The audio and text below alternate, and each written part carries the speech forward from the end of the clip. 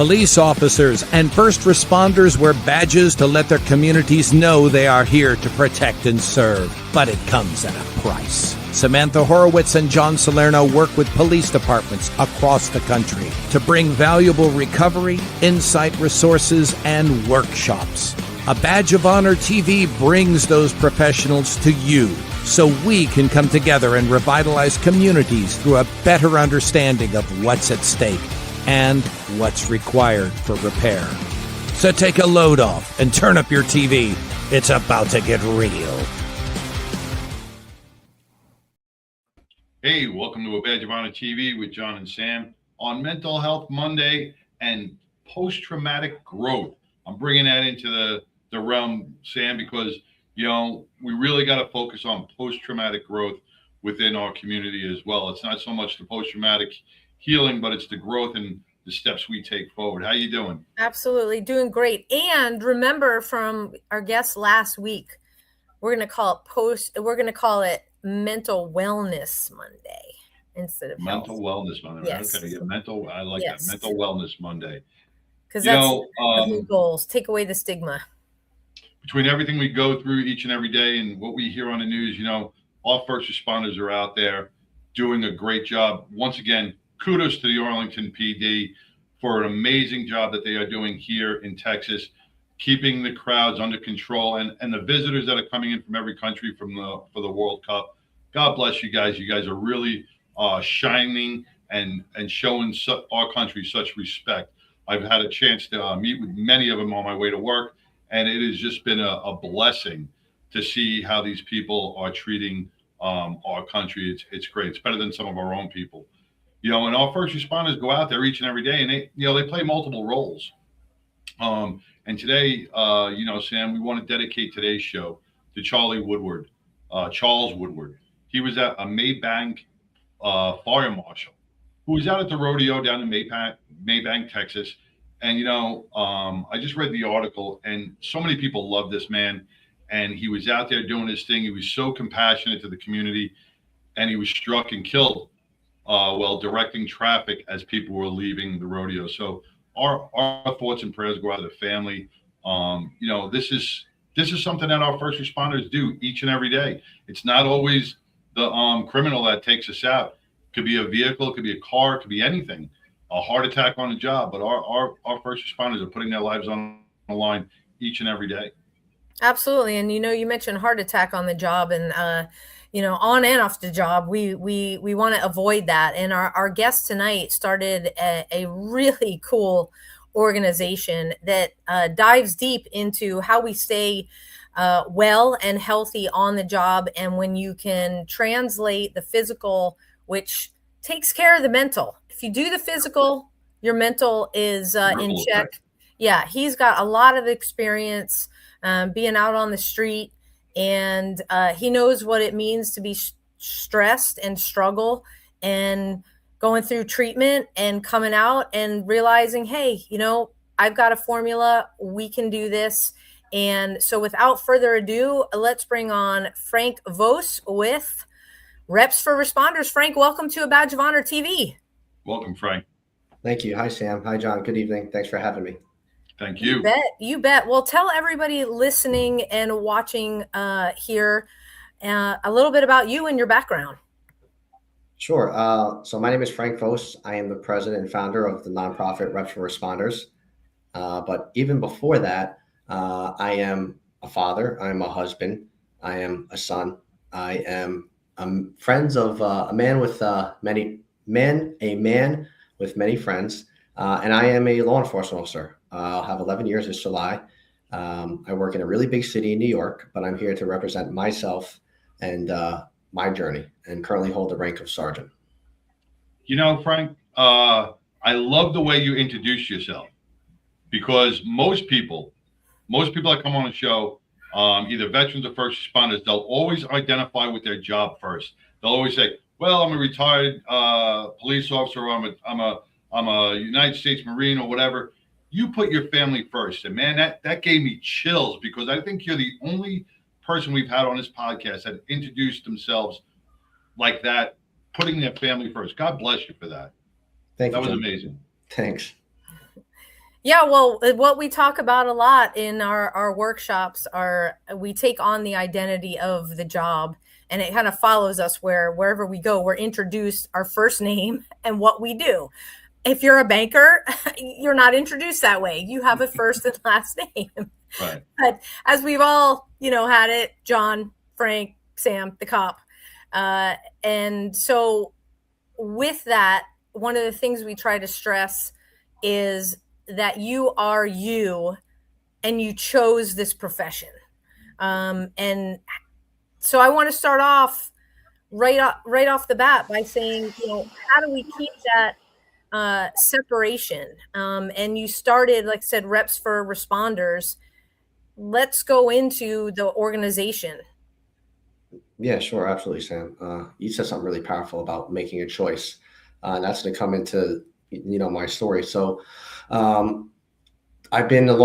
got sworn in 2015, and I left that department to a smaller town department in 2018, 2019.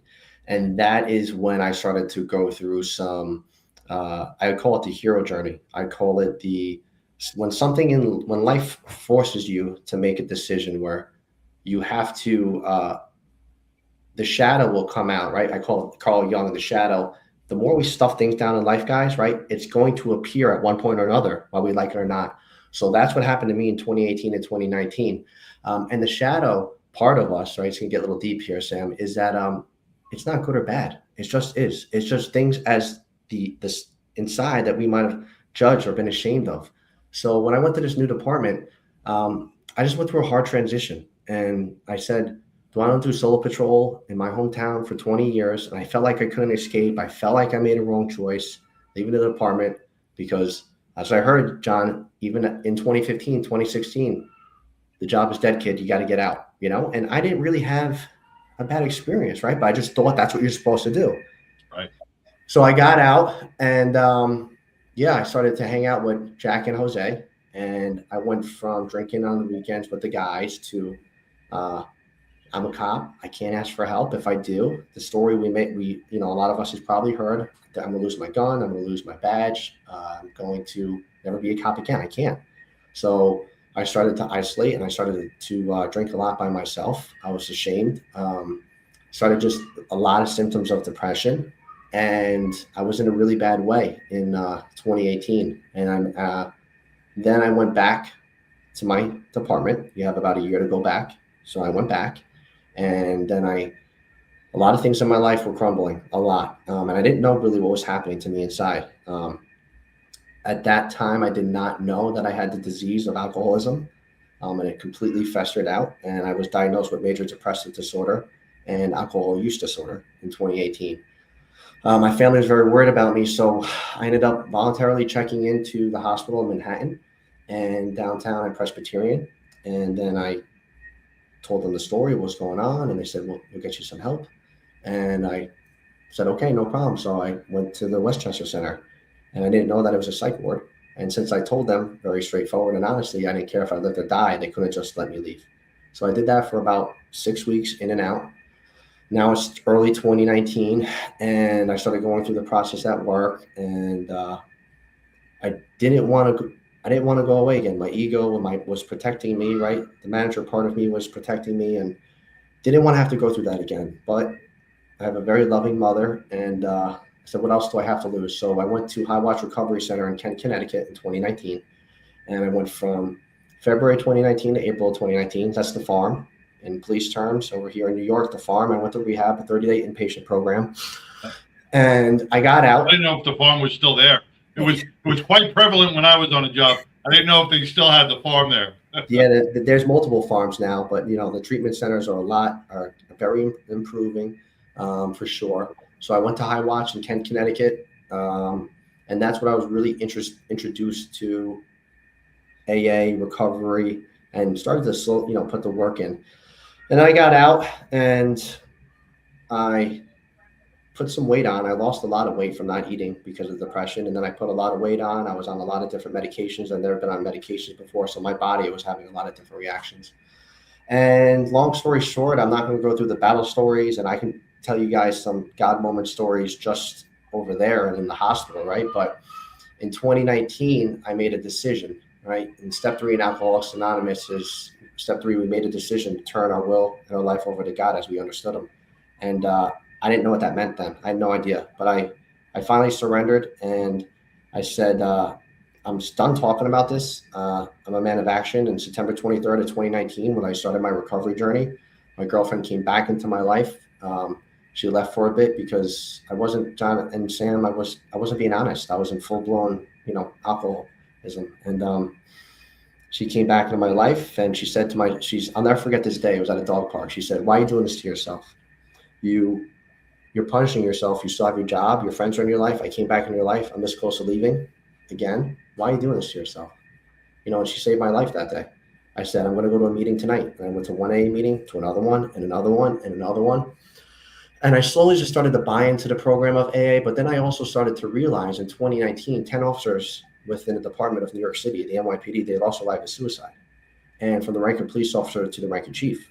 And I said, oh my gosh, I was so close to being number 11. Who could have been 12, 13, 14, 15?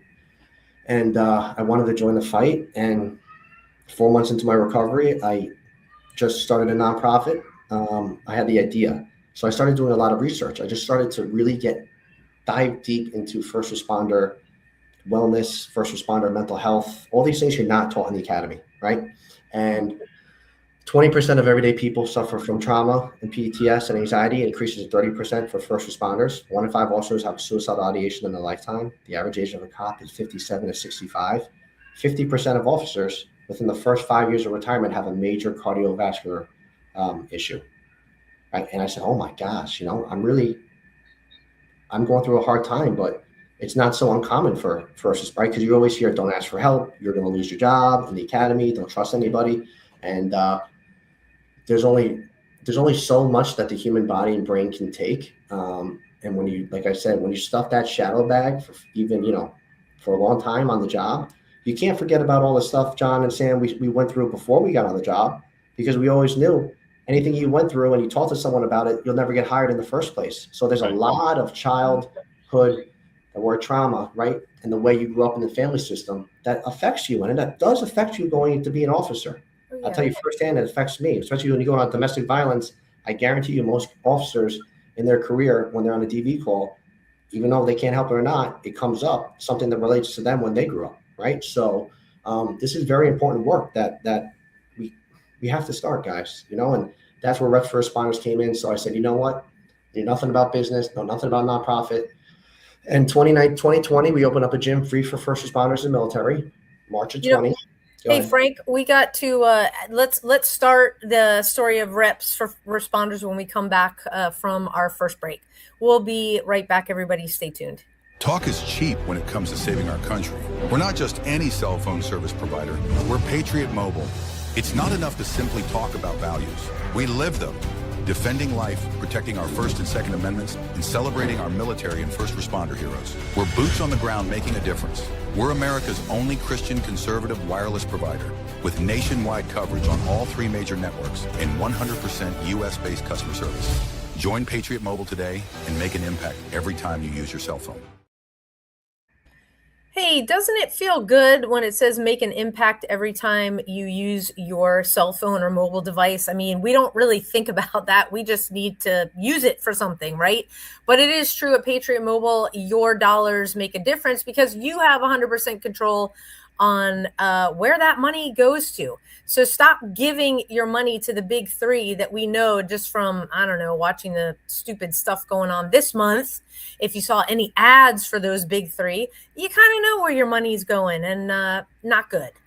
Anyway, right now, if you call 972-PATRIOT and you use promo code BADGE, you will get a free month of service. What does that mean for you? First of all military first responder discounts, not only for you, but your entire family, okay? Who doesn't want to save money, right?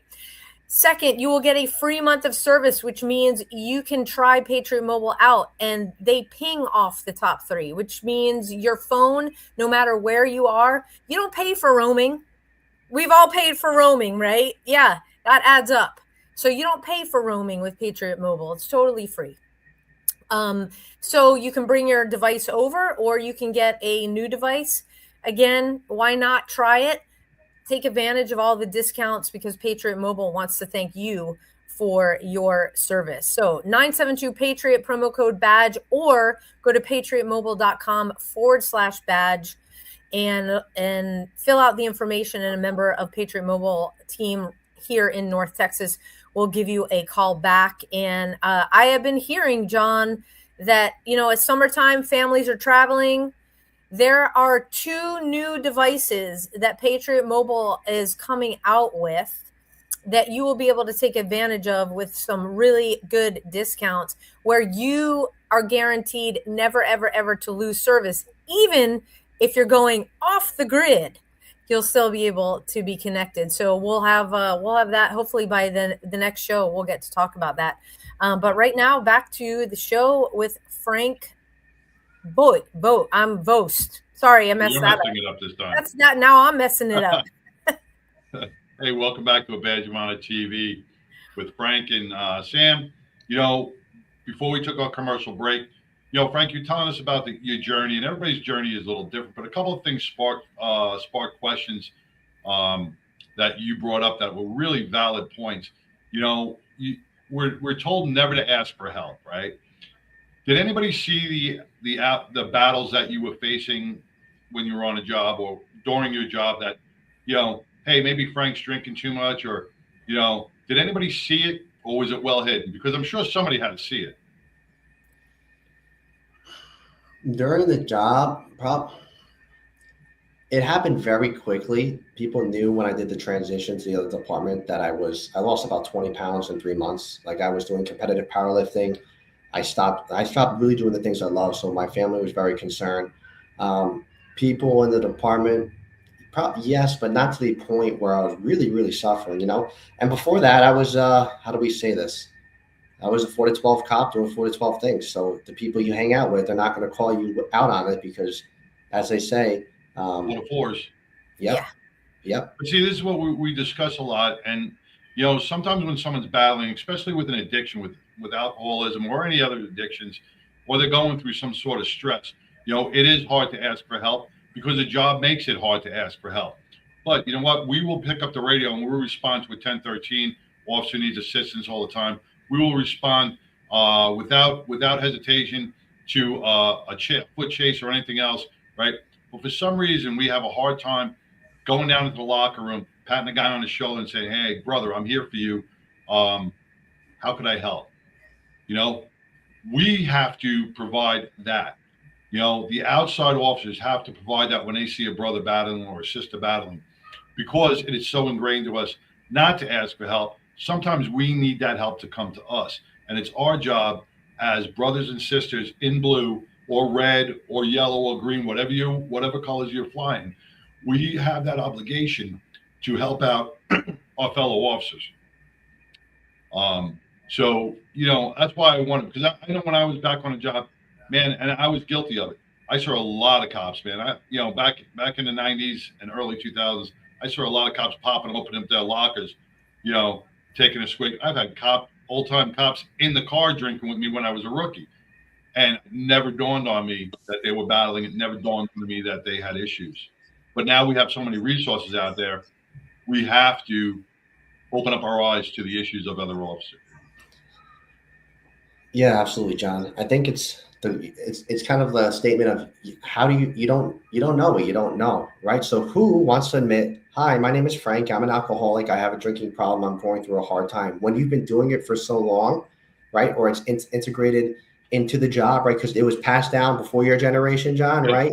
The 70s and the 80s, it was passed, right? So it started from somewhere, and it was just, kind of like the family lineage of being an officer. It was a norm. So when you think you're doing the next right thing, and when you start to say, well, I deserve this, and this is just what we do as cops, if you want to play that game, I could say that I know firsthand it's a very dangerous game you're playing with there.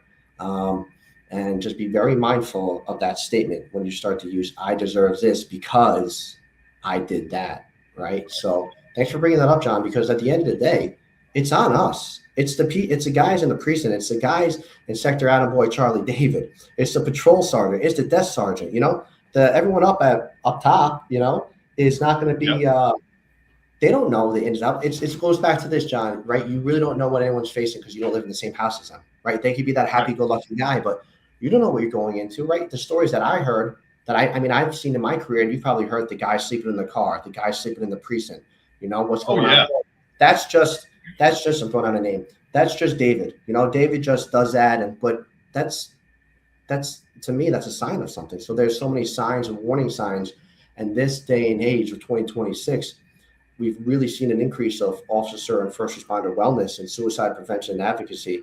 There's still so much work to be done. And I really appreciate you guys having me on and calling this the Monday, mental health or the wellness, right? Because it needs to be discussed, but it also needs to know that everyone has a role in it, right? Not just making a post on Facebook or Instagram when an officer takes their lives.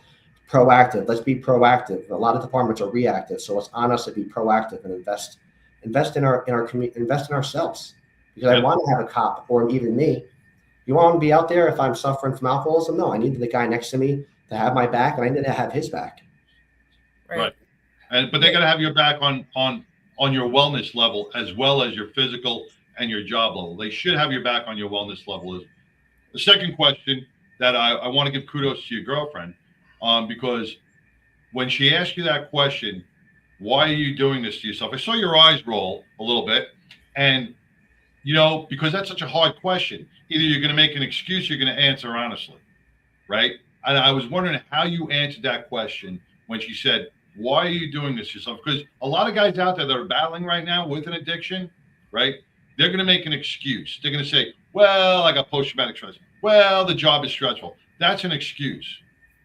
Why are we doing this to ourselves? Because we don't have an answer. There is really no answer. I don't think, anyway. What do you think? Well, that girlfriend is now my wife, and we have a beautiful son. All right. So it's a great Yeah. But why do I think? I think that we're protecting something that we don't want to share on a fear base, but we're going through so much suffering that it's hard to break it up, right? If you do have the gene, or if you do have, you can go into the alcohol use disorder with so much, from the genetic factor to the way you grew up, environmental factor, right? But I think that you're protecting something, and you don't even know at that point what you're protecting. You're protecting a feeling or a part of you that needs to be healed, right? Because you can kind of look at it like all broken up into different parts work, or actors, I like to call it, right? Being an officer is just a part of me. It's not fully my identity. And when that started to happen early in my career, other parts of me were kind of getting upset. So a big suicide prevention quote that I like to say, John, is that when you're going through a really hard time, or you're going through depression, that it's not a part of you. It's just a part of you. To get curious about it, try not to judge it, and see what it needs, right? Because it's a part of me that maybe was scared to say something, right? That I need help, right? That I'm an officer, right? And stigmatized of a man, and that I feel weak, right? And I don't know what's happening to me. So when she said that to me, I just kind of said, enough is enough. You're right. And I need to get better, because I want to get better, because my life depends on it. Because I know the way that I was going, I probably wouldn't be on this call right now or anything, right? So it's kind of just like let go of control, and Well, that's the biggest thing, letting go of control. Yeah. And what you did with it, with reps for responders, is huge. We had to take our next break. Let's come back and get into the nonprofit. We'll be right back, everybody. Stay tuned. Look, when you need to respond to an aggressive situation to protect yourself, your family, or your property, understanding your firearm and legal position are critical. Officers know your skills are only as good as your commitment to training. So know what you're doing. So when you're in a vulnerable situation, we can count on your response. Whether you're a beginner or a licensed gun carrier, Carry in Texas offers basic firearms training, Texas permitless carry courses, license to carry, and basic 2A courses so you can understand the responsibilities, situational awareness, and learn the technical skill required when you carry your firearm. Go to carryintexas.com to find the right course for you. Join me, former United States Secret Service agent Samantha Horwitz, on the range for beginner basics, LTC prep, and range practice. Go to carryintexas.com today. That's carryintexas.com. Hey, welcome back to A Badge of Honor TV with John and Sam, and our guest, Frank Voce, our law enforcement officer. Before we took the break, we've discussed a lot. We've really took a big bite out of so many different issues. And Frank, you brought this up. The job tells you, 5 years after you retire, they don't tell you that you're going to have cardiovascular issues. You can die of a heart attack. They don't discuss the post-traumatic stress. They don't the mental health of childhood problems when you go to a domestic violence situation, and it sparks those memories inside you, and they bring up those traumas. But we are moving forward to starting to help these officers, so they don't fall into the addiction problem. They don't fall into the suicide categories. They don't fall into these things. And you took a big step, because not only mental health, physical health really keeps your life going. It extends your life. And a lot of us just become fat slobs when we retire. We're sitting on the couch, and we forget about our physical wellness. And you have brought this to light, and I thank you for that, because so many officers need this. So tell us a little about Reps for Responders. Yeah, great points, John. And everything we discussed could just be hours and hours on hand on one each little topic, So again, I appreciate you guys. So back to how Reps started, right? We went through a little bit of my, stay away from the war stories, what happened, asked for help. And so after looking through those statistics and feeling and seeing what happened in 2019 in New York City, it really struck me because, like I said, I was so close to being number 11. And I ended up looking into the statistics, and then I said, I'm going to start a nonprofit. Basically, in cop labor terms, I want to join the fight, right? So I wanted to join the mental health side. So got all the paper, did everything I had to do, paperwork. It was official EIN like the end of 2019, but 2020, March of 2020 was the release date. So we opened up a gym free for first responders and military in March of 2020. That was the illusion. The real thing what we were doing as well is that, and I say real because it didn't happen, is because I wanted to have meetings once a week, roll call without the BS, and whatever is said here stays here. And then our job as an organization is to help you find resources in your community, right? So the gym would just draw guys and girls in, hopefully maybe get a cup of coffee or food before and after, meet other first responders in different departments. Because if let's say I'm a cop in one department, I'm not going to share what I'm going through. It's going to spread like wildfire. But if I meet another fireman or a cop and somewhere else, hopefully I get that connection. Because what really saved me was the support and the love and the connection I received from my family, from the cops that did keep checking on me, from my now wife, and from my future self and my son, right? All these things that I think about when we do these things, I'm able to give my son a life. If I would have made that choice, he wouldn't exist. So when you get really deep, you say, there's a bigger purpose outside than this job. And there's just a little voice in there that has really helped me with that. And I can never forget about God as well and the higher power. So that was the mission. And the mission is to increase the emotional and physical survivability skills of first responders so we can make responsible choices while working and at home, with the number one goal of preventing suicide in the first responder community. But I brought something up, right? What happened in March of 2020? COVID. So the gym was open for 10 days and then we had to close the gym for good. Mission squashed. So at that point, we were getting a lot of positive feedback and I had to make a decision. We had a very small team. We still have a very small team, very proud of all of them. And I said, do I go left and say, well, it was worth a shot and go on with my life? Or do I go right and say, you know what? This is when first responders really need us the most because no one knew what was happening in COVID. And this is when Frank needed himself. I needed to be part of something. I needed to be a part of something bigger than myself for my recovery. And we went online like everybody else. And we made it through, guys, and we're still here around. Small little nonprofit. We are small. So shout out to the whole team. Shout out to Nick, Christina, Meg, Jason, Lauren, everyone. That's, those are the main players. We have some volunteers, but we do a lot of work, and we're really passionate because we all have lived experience within it. We're all first responders for the most part, or prior first responders. So it's amazing. And what it looked like after, and then what it looks like today. What it looked like after is those meetings I was going to have. We started running a meeting called Responder Talk every Sunday and Wednesday night originally. And we'd had 2-3 people coming in, and for months. And then it became Today, we run it every Sunday at 7 p.m. for all active, retired, first responders, and military personnel. You don't have to go be going through recovery or anything. You just want to have to better yourself, and you want to be part of the community. That's it. And we've had check-ins from 27 different states and 5 different countries. Nice. Average anywhere. It could be a 10 to 20 group. It could be a 5 group. We could have a guest speaker and have 30 people. We've had guest speakers from your everyday cop, firemen share their story, to doctors, NFL players, Navy SEALs. That's just a topic meeting. We'll have a speaker meeting. We'll have a topic meeting. We might watch a powerful TED talk or listen to a powerful audiobook and then discuss that, right? So that's our community right there. That's our bread and butter. Now, going to the gym, we never reopened a gym, but I said at that time in 2020, why not give back to local gyms? They're going through a hard time. So we were able to do, since then, over 100, I think we're at 105.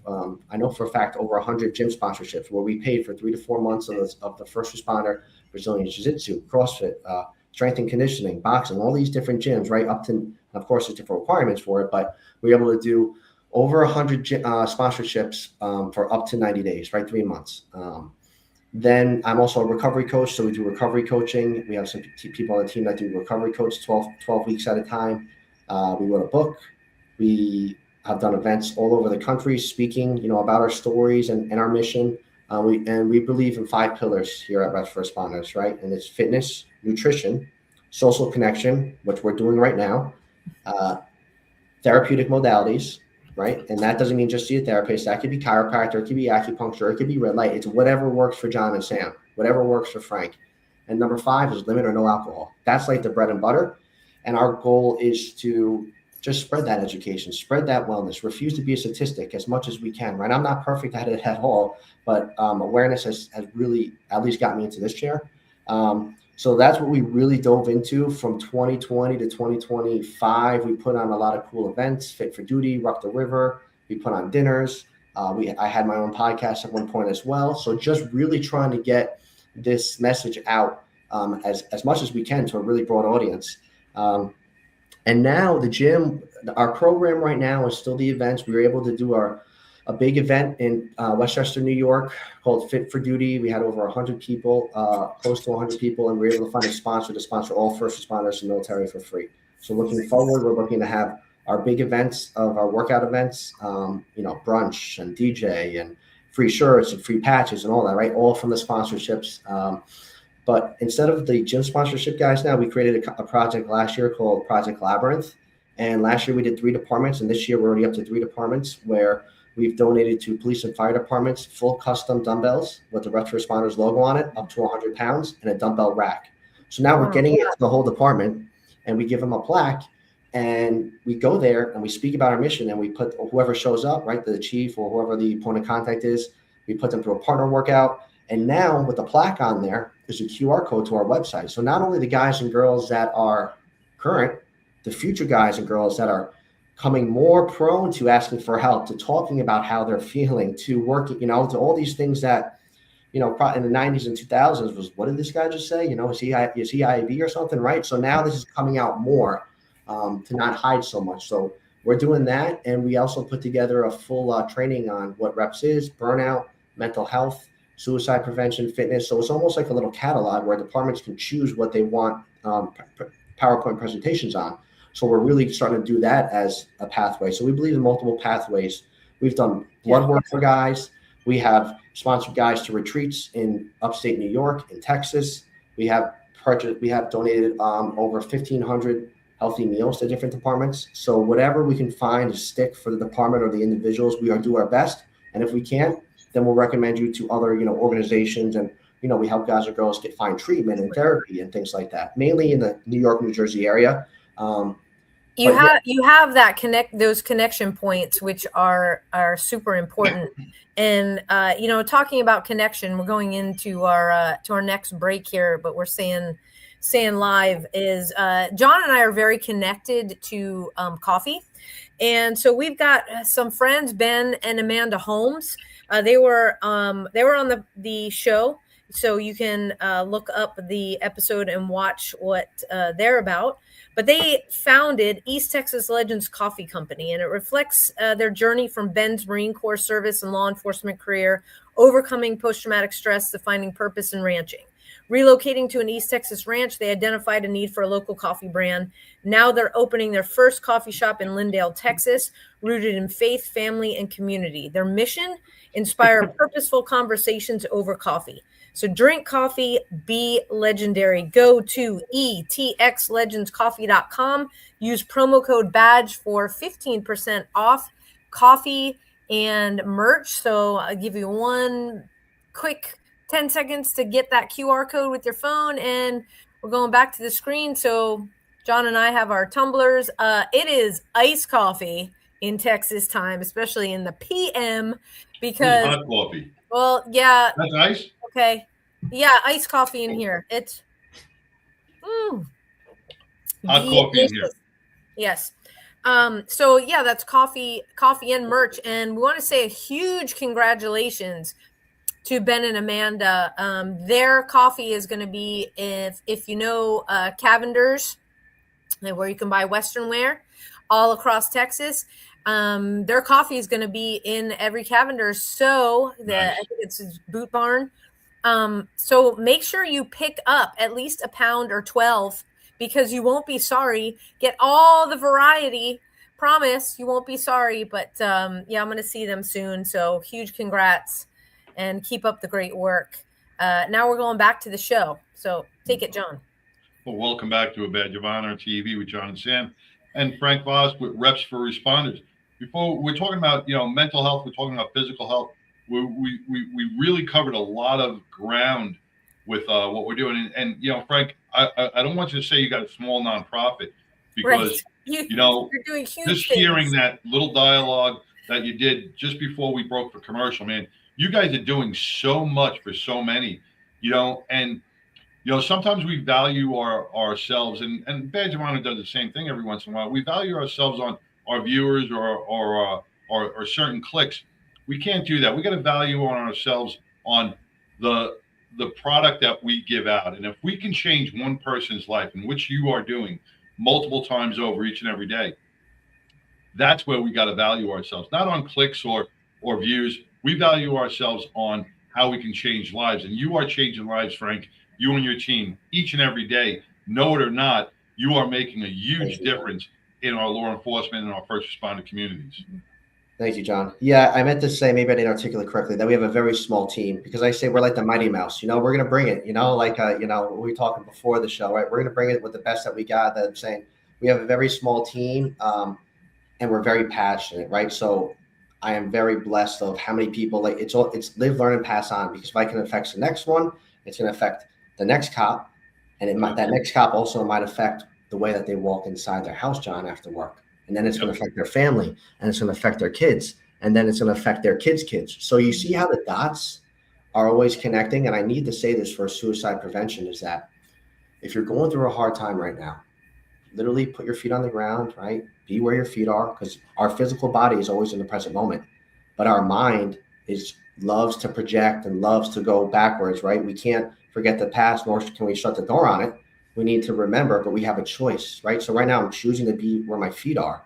And I say to myself is that one day we are going to meet people, and we're going to have an effect on people that aren't even born yet, don't even exist, or we don't even know exist. And right now this conversation, right, is so powerful, because I had no idea about the show until Sam reached out. So that's about giving yourself grace, giving yourself a hug. I'm giving you a hug right now, John, like you're saying, and let the play out. I was going, and that's my model for this year. I have to share it, guys, is let the play out. Why was Tom Brady such a great quarterback, even though I'm a Jet fan, is that he let his receivers go and do their thing. He had faith in his receivers, right? And not trying to, as cops, we try to control. We need to fix this. We have this scene. We're going to do that. We go to that call. What are we going to do at that call? And then what are we going to say when we go back and we try to get Neil, and the boss denies us, and how are we going to scam and all that? And then all of a sudden you're home and you're talking to your wife like that. And she's like, what are you talking about? Right. So, right, take a step back, breathe, let the play out. We really can't control much in our life. As you know, John, we could be on a domestic and we think things are going well, and all of a sudden, boom, you're putting cuffs on the guy and the girl's jumping on you. Like, wait, she was cool the whole time, So just give yourself some grace and say, we do so much as first responders, right? And embrace that. Now I get a little passionate right now, but embrace that's great. That's what it's that about. Shows hard. You and, just gotta, our whole team has that as well. you just got a huge thumbs up from our people watching on Facebook. Thank you for that. And I got alerted. I apologize if you've been watching on Instagram and the screen is blue. I have no idea what is going on. Just pop over and watch us on Facebook, because they're owned by the same company. So I apologize. I wish I could fix it. But that and we had talked off camera before the show, Frank, about the need to care for ourselves so that we can give to our partners in the department, our friends, especially our family, and that it's not selfish. We have to do that. Can you expand on the importance of that? Yeah, absolutely. Can you guys hear me? Yeah, we can hear you. Did we lose audio for a second?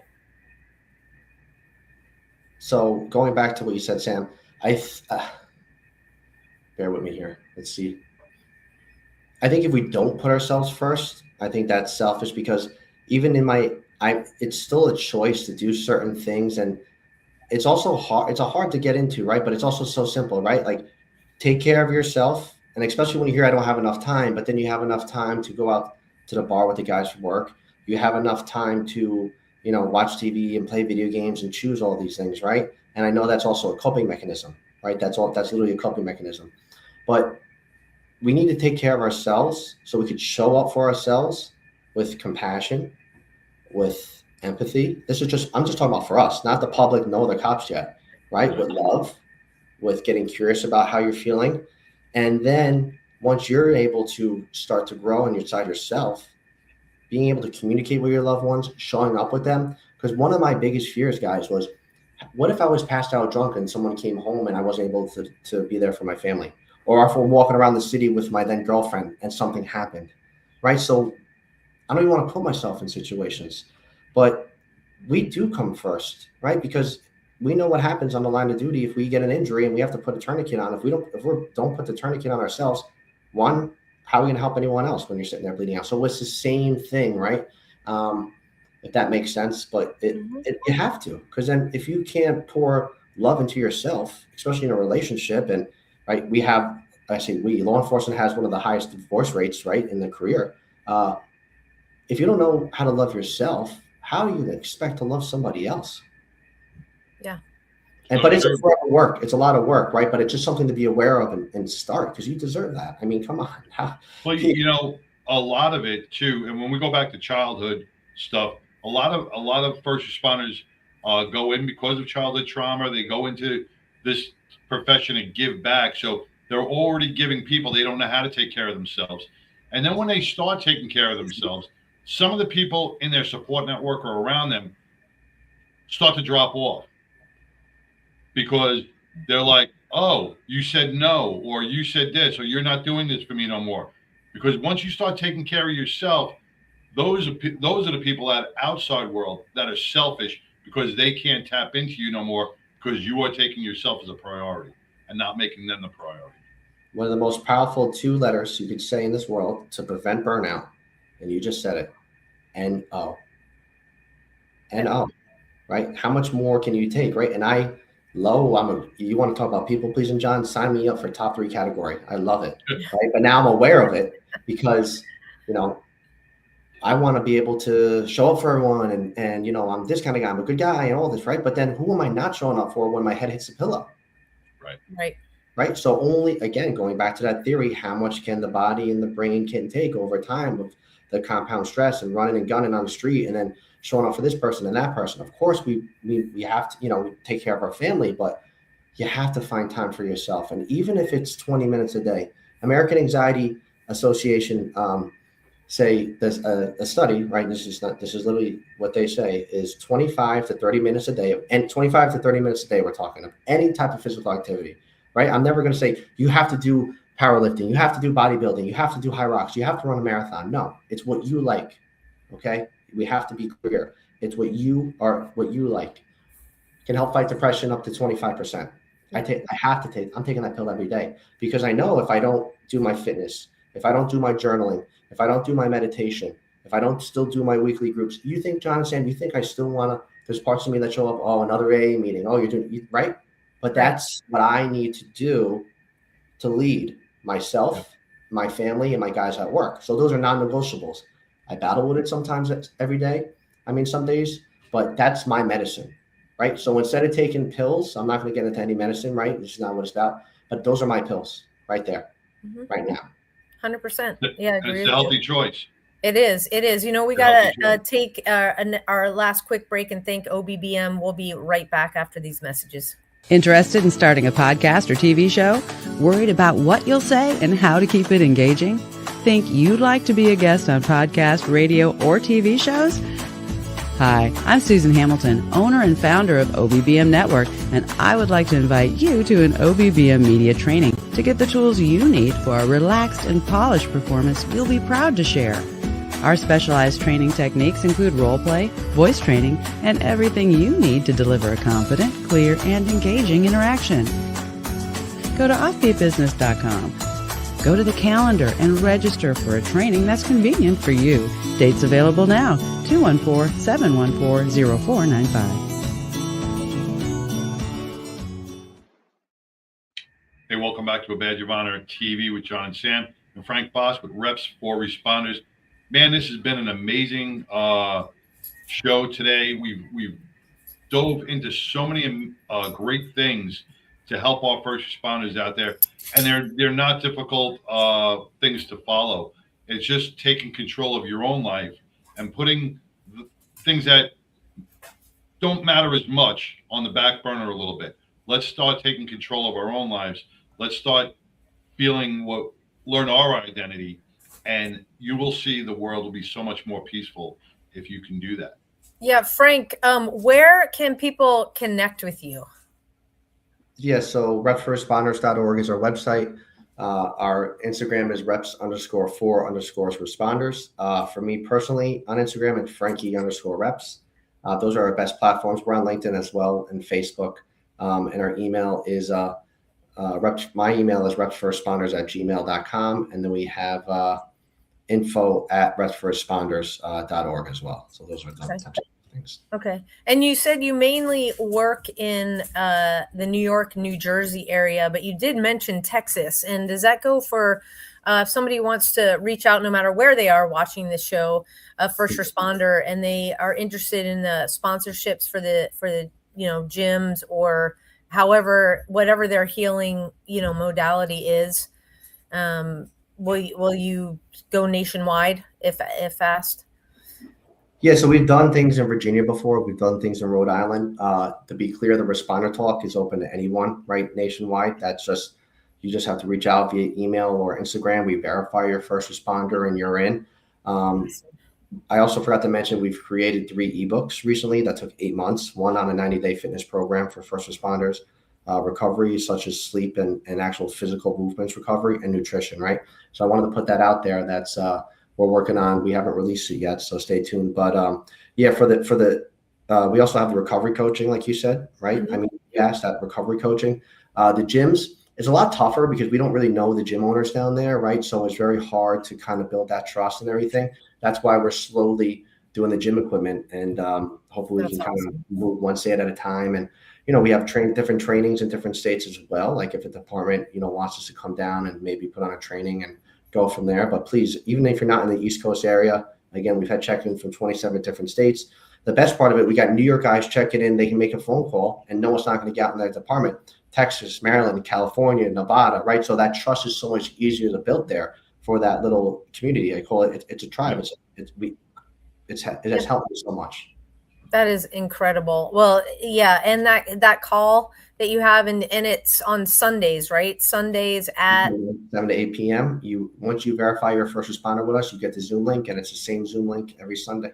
And that's 8 p.m. Eastern. Obviously, adjust for your time. Yeah, 7 to 8 p.m. Eastern. Yep. Okay. Every time on our Instagram, we put who the guest speaker is. So I used to run the meeting for 5 years, and then I had to admit, right, that I was definitely feeling it. So now I run it about once or twice a month. We have Nick, who's a former law enforcement officer, now therapist, run the group, and we have Lauren, who's a doctor, run the group. So you're getting real good professionals from different life experience running the responder talk, and a little different ways of education and just life experience in general. And it's been going really well. That's fantastic. Right. Well, Frank, we can't thank you enough for coming on tonight, taking people through the program, because it's like you said, it doesn't do anybody any good if we don't have the awareness of how we're being to be able to correct it. And doggone it, we want to outlive the pension part, right, John? We want to be healthy enough so that, that 66 is not like, oh my God, here it I got to comes. ask that question. Frank, you got on a job in 2015. I was already off the job, but I got on a job back in 90.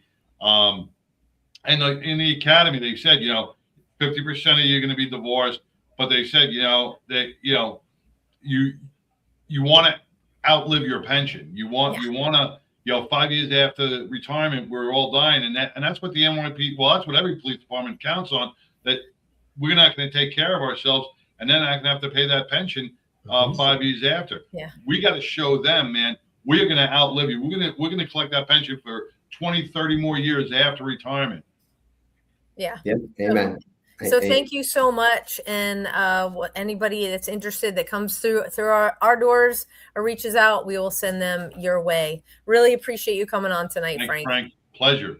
Thank you, Sam and John. I really appreciate you. God bless. Be where your feet are and be safe. Thank you. Thanks. Absolutely. Man, it's an amazing program.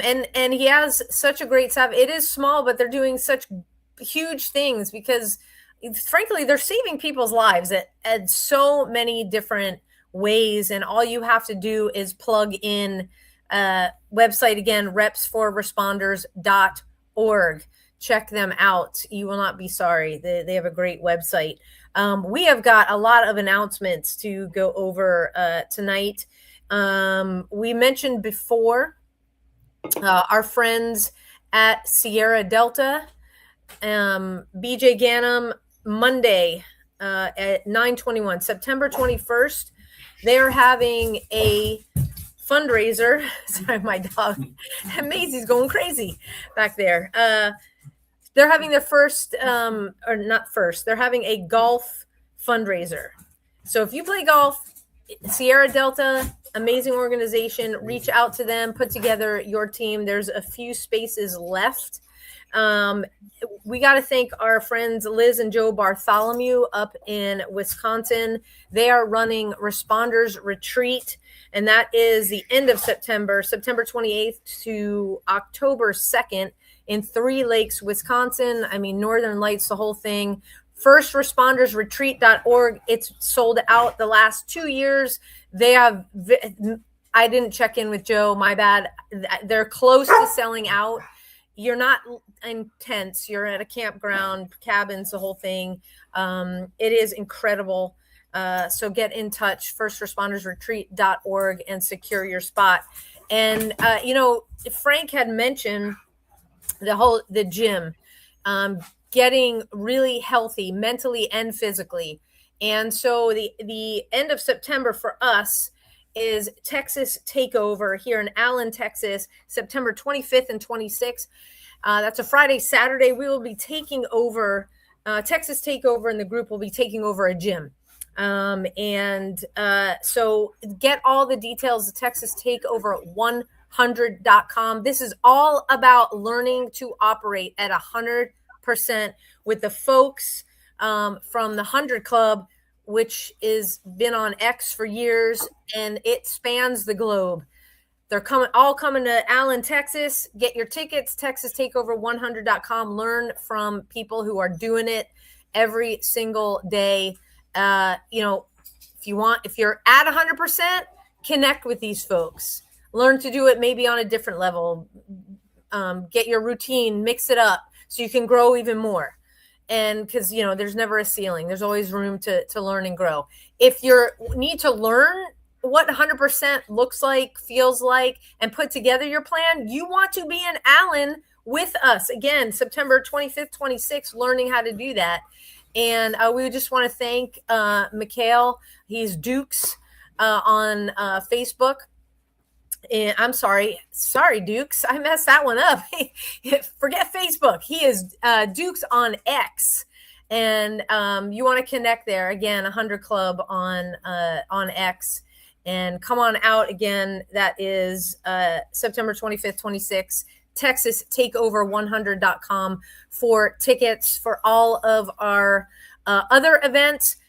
abadgeofhonor.org. We will come into your department, 8-hour interactive workshop, TCOL credits, where we're talking about the mental wellness aspects and things that as first responders, we don't like to talk about it, but we don't want you to fall in the same holes as we did.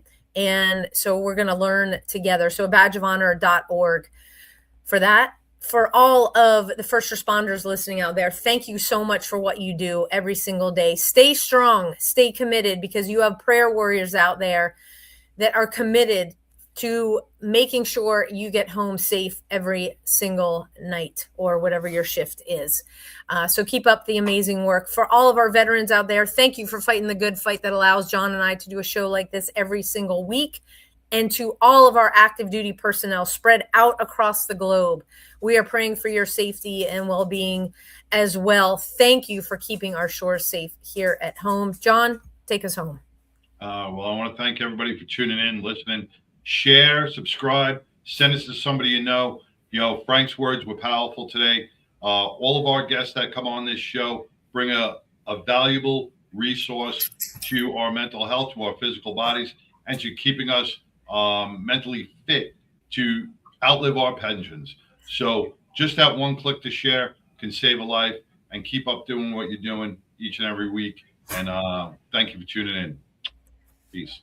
Hey, we will see you. Don't forget, America, 250th birthday. We'll see you next week, everybody. Happy birthday, America. Enjoy the holiday. Happy birthday, America.